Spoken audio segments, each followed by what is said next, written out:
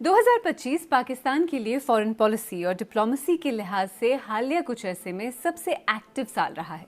In fact कहने वाले तो इसे एक टर्निंग पॉइंट भी कह रहे हैं। अक़वाम मुत्तहिदा की सलामती काउंसिल की सदारत, नए इकोनॉमिक और दिफाई मुआहदे और पार्टनरशिप से लेकर अमरीका और सऊदी अरब के साथ ताल्लुकात में एक नई गर्मजोशी, चीन और खलीजी ममालिक के साथ ताल्लुकात में मजीद कुर्बत। Chief of army staff general Asim Munir को व्हाइट हाउस आने की अनप्रेसिडेंटेड यानी पहले कभी न मिलने वाली दावत, पाकिस्तानी वजीर आजम की अमरीकी सदर से ओवल ऑफिस में मुलाकात, सऊदी अरब के साथ स्ट्रेटेजिक म्यूचुअल डिफेंस एग्रीमेंट, मुत्तहिदा अरब इमारात के साथ मुआशी ताल्लुकात में तनव्वुर और गहराई, और चीन के साथ जॉइंट मिलिट्री एक्सरसाइजेज और दो तरफा तिजारत में तेजी। गजा में सीज फायर प्लान की सफारतकारी में पाकिस्तान खलीजी ममालिक के साथ मुज़ाकरात की मेज़ पर नजर आया और एक मुश्तरका बयान में किरदार अदा किया। एक तरफ जहां ये तमाम मस्बत डेवलपमेंट्स पेश आईं, वहीं दूसरी तरफ इंडिया के साथ मई में होने वाली एस्केलेशन, जिसके बाद दोनों के दरमियान ताल्लुकात मजीद बिगड़ गए और मगरबी सरहद पर अफगानिस्तान के साथ ताल्लुकात एक ऑल टाइम लो पर। आज सेरबीन में ये समझने की कोशिश करेंगे कि 2025 फॉरेन पॉलिसी और सिफारतकारी के लिहाज से पाकिस्तान के लिए कैसा साल था। इसके साथ साथ दो अहम सवालों का जवाब देने की कोशिश भी करेंगे। क्या फॉरेन पॉलिसी की ये बज़ाहिर कामयाबियां सस्टेनेबल यानी देर पा साबित होंगी, और क्या इन कामयाबियों से पाकिस्तान और उसके अवाम को कोई हकीकी फायदा होगा?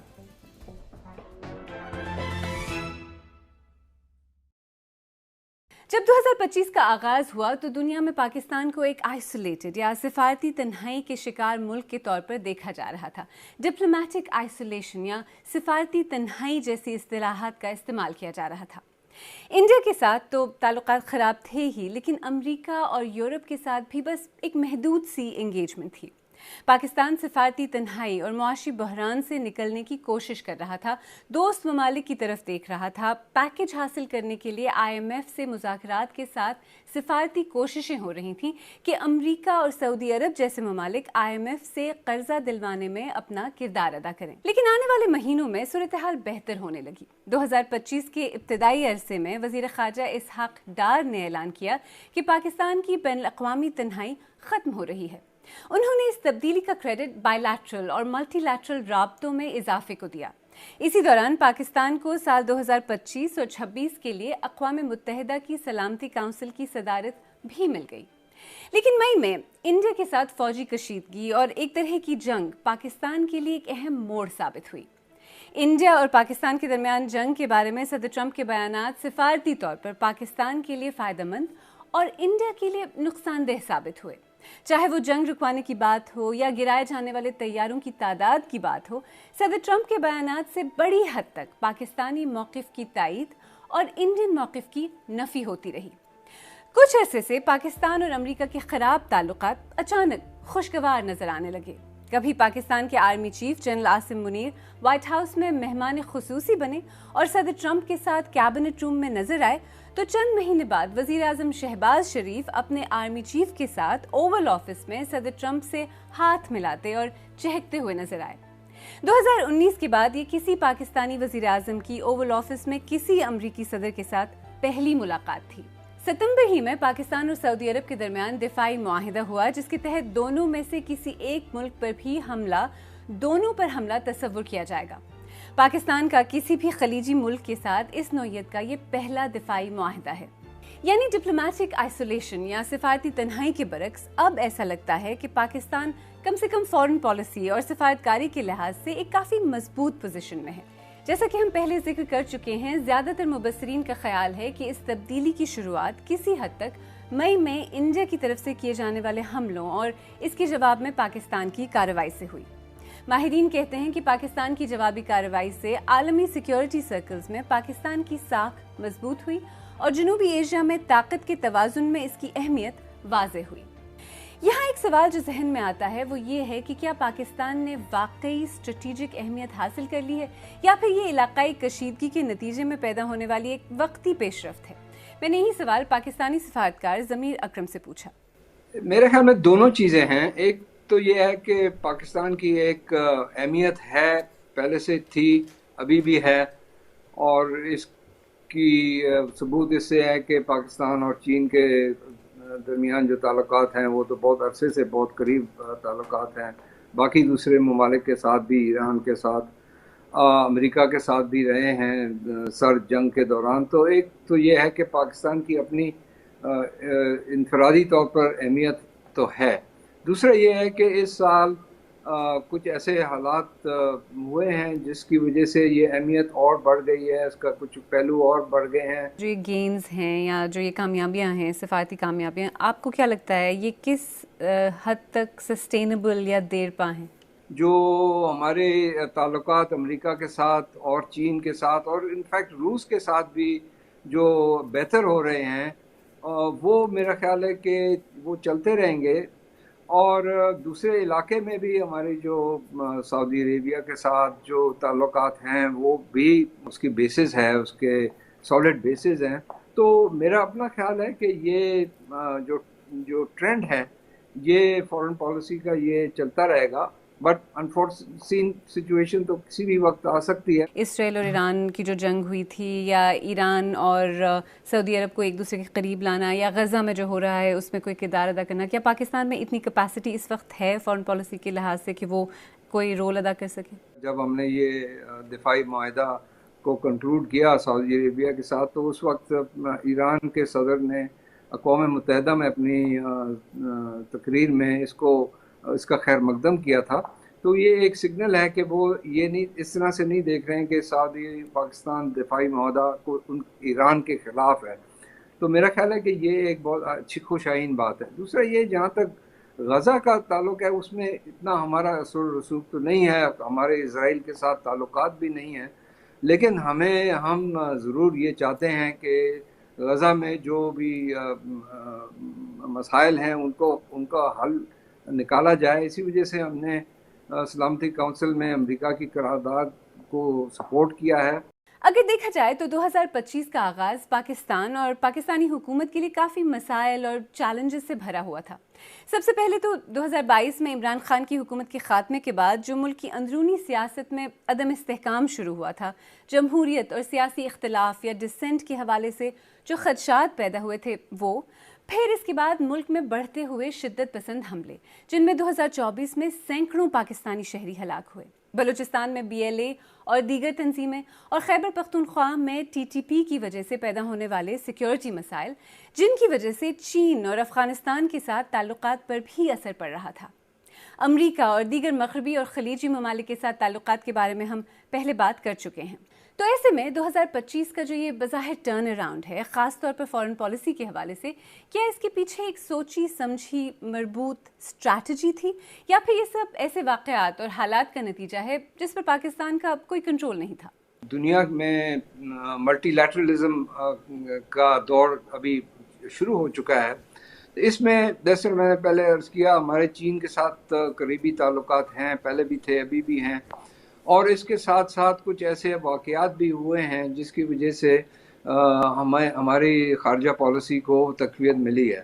ایک تو یہ ہوا کہ جب امریکہ میں حکومت بدلی ہے اور پریزیڈنٹ ٹرمپ کی حکومت آئی ہے، اس کی شروع سے ہماری ان کے ساتھ جس طرح پہلے بھی تھی، لیکن ایسے کچھ واقعات ہوئے. مثلا ہم نے کاؤنٹر ٹیررزم میں کچھ چیزیں سکسیسفلی اکمپلش کی. اس کے بعد جو پاکستان ہندوستان کے درمیان جو ایک کرائسس ہوا تھا، اس کے دوران جب پریزیڈنٹ ٹرمپ نے اپنی طرف سے ثالثی کی پیشکش کی اور جنگ بندی کی کوشش کی، اس کی ہم نے حمایت کی، اس کو ہم نے اپریشیٹ کیا. اس کے ساتھ ساتھ کئی سالوں سے پاکستان اور سعودی عربیہ آپس نیگوشیٹ کر رہے تھے ایک ڈیفنس پیکٹ، لیکن جو ایران اور اسرائیل کی جنگ جو ہوئی اس کے بعد سعودی عربیہ اور دیگر ممالک جو اس خطے میں ہیں، ان کو بھی یہ ان کی کیلکولیشنز یہ تھیں کہ ان کو اپنی سالمیت کے لیے پاکستان کے ساتھ تعاون کرنا چاہیے، خاص طور پہ سعودی عربیہ. تو اس سے جو ہماری مذاکرات چل رہی تھیں ان کو اور سپیڈ اپ ہوا، اور وہ ایک یہ ہمارا جو دفاعی معاہدہ ہے سعودی عربیہ کے ساتھ، وہ اس کو ہم نے مکمل کر کے اس کو کنکلوڈ کیا. تو یہ ساری چیزیں جو چل رہی تھی ایک طرح سے ہماری خارجہ پالیسی میں، ان کو مومنٹم ملا. دیکھیے، پاکستان کو جن اکنامک چیلنجز کا سامنا 2025 کے آغاز میں تھا وہ بہت بڑی حد تک اب بھی ہے. پبلک قرضے اور مہنگائی پر قابو پانا، سرمایہ کاری میں سسٹینیبل اضافہ وغیرہ. لیکن یہ بات بھی سچ ہے کہ جون 2025 پر ختم ہونے والے اقتصادی سال میں پاکستانی معیشت 3% سے بڑھی، جو کہ اس سے پچھلے سال کے مقابلے میں 2.6% کا اضافہ ہے. ورلڈ بینک کی پاکستان کے بارے میں تازہ رپورٹ کے مطابق ملک میں آنے والے شدید سیلابوں کی وجہ سے یہ شرح اگلے سال 3% ہی رہنے کا امکان ہے، لیکن اس کے بعد اگر ملک میں استحکام اور ریفارمز جاری رہے تو اس میں مزید بہتری آ سکتی ہے. تو ہم نے پاکستان کی جن سفارتی کامیابیوں کا ذکر کیا، ان سے پاکستان کی معیشت کو کیا فائدہ ہوا ہے اور ایک عام پاکستانی کی زندگی پر کیا فرق پڑا ہے. معاشی امور کے ماہر عزیر یونس سے میں نے یہی سوال پوچھا. جو امیڈیٹ فائدہ پاکستان کے لوگوں کو اس وقت مل رہا ہے وہ یہ کہ جو ایک کرائسس تھا 38 تقریباً 40% کے قریب مہنگائی کی شرح آ چکی تھی، لوگوں کو معلوم نہیں تھا کہ دیوالیہ ہوگا یا نہیں، وہ مومنٹ جا چکا ہے. تو اس وقت انفلیشن نیچے ہے، مستحکم ہے پاکستان کی معیشت. اس کا مطلب یہ نہیں کہ حالات عام شہری کے لیے بہتر ہو گئے ہیں، برے حالات ختم ہو گئے ہیں، ہم یہ کہہ سکتے ہیں. اب جو ہے گروتھ لانی ہے سسٹینیبل لیول پر، اس کے جو بینیفٹس ہیں وہ عام شہری کو آنے میں کچھ سال لگیں گے، کیونکہ یہ کرائسس، یہ بحران اتنا گہرا تھا کہ اس پہ 10 سال 25 سال کی جو پرچیسنگ پاور کی گروتھ تھی پاکستانی شہری کی، وہ تباہ ہو گئی. یہ بات یاد رکھنا ضروری ہے. لیکن اگر یہاں سے نکل کے بہتری کی طرف جانا ہے تو حکومت پاکستان کو آنے والے سال میں زیادہ ریفارمز کرنا ہوں گے.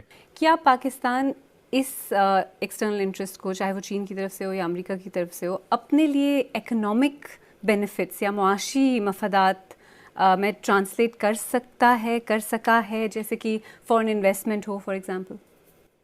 جی دیکھیں، اگر ہم تاریخ دیکھیں تو پاکستان نے اس طرح کے جیو پولیٹیکل مومنٹس کا پورا ایڈوانٹیج کبھی نہیں لیا، بلکہ میں عموماً لوگوں کو یہ کہتا ہوں کہ اگر آپ دیکھیں ساؤتھ کوریا کا ایگزامپل لیں، ساؤتھ کوریا بھی دوسری جنگ عظیم کے بعد امریکہ کے قریب بہت آیا، وہاں بھی ڈکٹیٹرشپ تھی، وہاں بھی ایک geopolitical game cold war کی کھیلی جا رہی تھی. لیکن اس مومنٹ کی وجہ سے ساؤتھ کوریا نے اپنے آپ کو ماڈرنائز کیا، انڈسٹریلائز کیا، اور آج سیمسنگ جو ہے وہ ایپل سے کمپیٹ کرتا ہے. ایز جسٹ ون کیس ان پوائنٹ. پاکستان وہ سب نہیں کر سکا. اس کا مطلب یہ نہیں کہ پاکستان نہیں کر سکتا، اصل مسئلہ پاکستان میں یہ رہا ہے کہ بزنس اور اکنامک ڈیولپمنٹ کو پروموٹ کرنے کی جو ترجیحات ہیں جو ڈومیسٹک لیول پر ہونی چاہیے، اس طرح ان پہ فوکس نہیں کیا جس طرح ساؤتھ کوریا نے فار ایگزامپل کیا اسی جیو پولیٹیکل مومنٹ کے اندر. تو پاکستان کمپیریٹیو لیول پہ مصر کے زیادہ قریب ہے اور ساؤتھ کوریا سے زیادہ دور ہے اس ایڈوانٹیج کو پورا لینے میں. کسی بھی ملک کی معاشی پالیسیز بڑی حد تک اس کی فورن پالیسیز سے بھی منسلک ہوتی ہیں.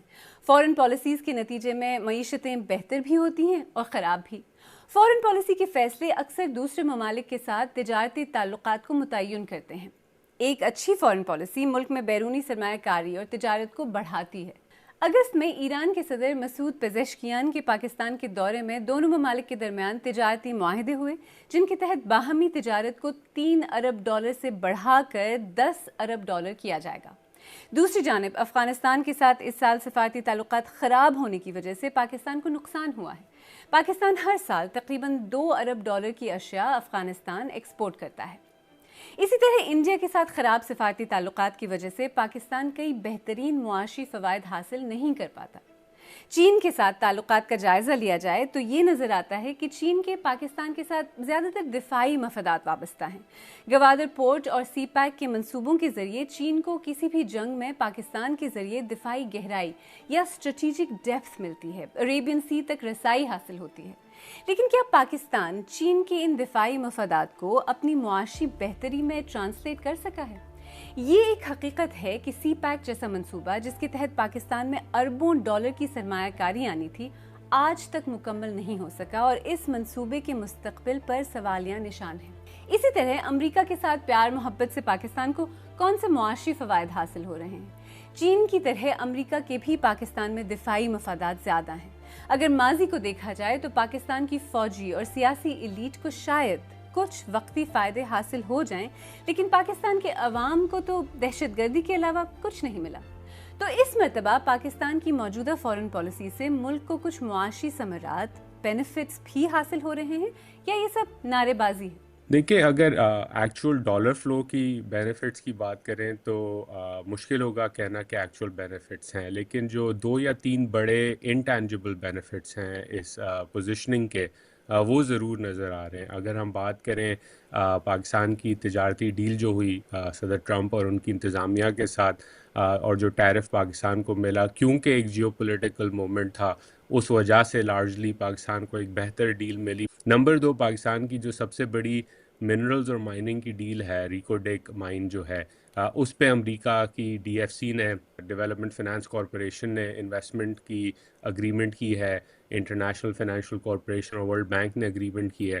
تو یہ بھی جیو پولیٹیکل پوزیشننگ کی وجہ سے ہی ہو رہا ہے کہ امریکہ اور امریکہ کے منسلک جو فائنینشیل انسٹیٹیوشنز ہیں وہ اس مائن کے اندر انویسٹمنٹ کرنے کو راضی ہیں۔ اور آخری بات اس کے اندر یہ کہ اگر پاکستان جیو پولیٹیکلی ولنریبل ہوتا یا امریکہ کے ساتھ اس کے تعلقات خراب ہوتے رہتے، تو پورا کا پورا جو IMF پروگرام ہے اس پہ بھی ایک سوالیہ نشان آ جاتا۔ اچھا، ویسے آپ کے خیال میں جو پاکستان کی فورن پالیسی ہے اس میں اکانومی یا معیشت کو کتنی پریفرنس، کتنی ترجیح دی جاتی ہے، یا پھر جیسا کہ ایک تاثر ہے جو دفاعی پالیسی ہے اس کا اثر خارجہ پالیسی پہ زیادہ رہتا ہے؟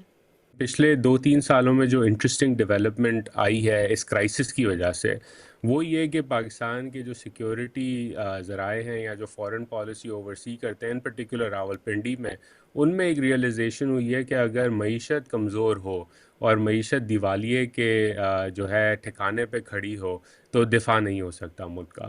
اور اس وجہ سے جو ایک فوکس ہمیں نظر آیا ہے انگیجمنٹس کے اندر، جس پہ انویسٹمنٹس کی بات ہوئی ہے، ایسٹ پرائیویٹائزیشنز کی بات ہوئی ہے، تجارت کی بات ہوئی ہے، وہ ایک شفٹ ہے، سٹل شفٹ ہے، اتنا زیادہ شفٹ نہیں ہے۔ ابھی بھی سیکیورٹی ڈومینیٹ کرتی ہے پاکستان کی فورن پالیسی کو، لیکن ایک ریئلائزیشن ہوئی ہے کہ اگر وہ انفلو نہیں آتا پاکستان کی معیشت میں ڈالرز کا تو اکانومی کولیپس کر جائے گی، اور اگر اکانومی کولیپس کرے گی اور پاکستان کے پاس ایک کرائسس مومنٹ ہوگا اکانومی کا، دفاع کمزور ہوگا۔ اسی وجہ سے آج بھی فار ایگزامپل جو فائنانس منسٹر ہیں انہوں نے ایک بار پھر یہ بات دہرائی کہ اسٹیبلائزیشن معیشت کی جو ہو گئی ہے اس کے بعد اب ایکسپورٹ لیڈ گروتھ اور تجارت کے اوپر فوکس کرنا پڑے گا۔ یہ بات راولپنڈی میں بھی اب سمجھ آ چکی ہے، کیونکہ اس کے بغیر پاکستان کو جو دفاع کی ضروریات ہیں اس کے لیے انویسٹمنٹ نہیں ملے گی۔ پروگرام کے آغاز میں ہم نے 2 سوال پوچھے تھے، ایک تو یہ کہ فورن پالیسی کی یہ بظاہر کامیابیاں کتنی سسٹینیبل یعنی دیر پا ثابت ہوں گی، اور کیا ان کامیابیوں سے پاکستان اور اس کے عوام کو کوئی حقیقی فائدہ ہوگا؟ دیکھیں، اس بات سے انکار نہیں کیا جا سکتا کہ پاکستان بین الاقوامی سطح پر اس وقت پچھلے سال کے مقابلے میں سفارتی طور پر بہتر پوزیشن میں ہے۔ اب یہ ایک سوچی سمجھی پاکستانی فورن پالیسی کی کامیابی ہے یا کچھ مخصوص واقعات اور حالات کا کمال، یعنی یہ ایک سسٹینیبل یا دیرپا پیش رفت ہے یا بس ایک وقتی کامیابی، یہ واضح نہیں۔ کیونکہ سچ تو یہ ہے کہ پاکستان پہلے بھی امریکہ کا قریبی اتحادی، سعودی عرب کا برادر ملک اور چین کا پکا دوست رہ چکا ہے۔ تاریخ سے اگر کوئی بات واضح ہوتی ہے تو وہ یہ ہے کہ سیاست اور بین الاقوامی تعلقات کی بنیاد دراصل ممالک کے اپنے اپنے مفادات پر ہوتی ہے۔ اب اگر اس وقت بین الاقوامی سطح پر پاکستان میں ایک بار پھر انٹرسٹ پیدا ہو گیا ہے تو یہ پاکستان پر ہے کہ وہ اسے اپنے ملک، اس کی معیشت اور الٹیمیٹلی اس کے عوام کے لیے حقیقی اکنامک مفادات میں تبدیل کرے۔ کیونکہ فی الحال تو پاکستان کے عام لوگ منتظر ہیں کہ ان سفارتی سرگرمیوں کے کچھ بینیفٹس ان تک بھی پہنچیں، اور جو یہ نیا سال شروع ہو رہا ہے وہ ان کے لیے بھی اچھا ثابت ہو۔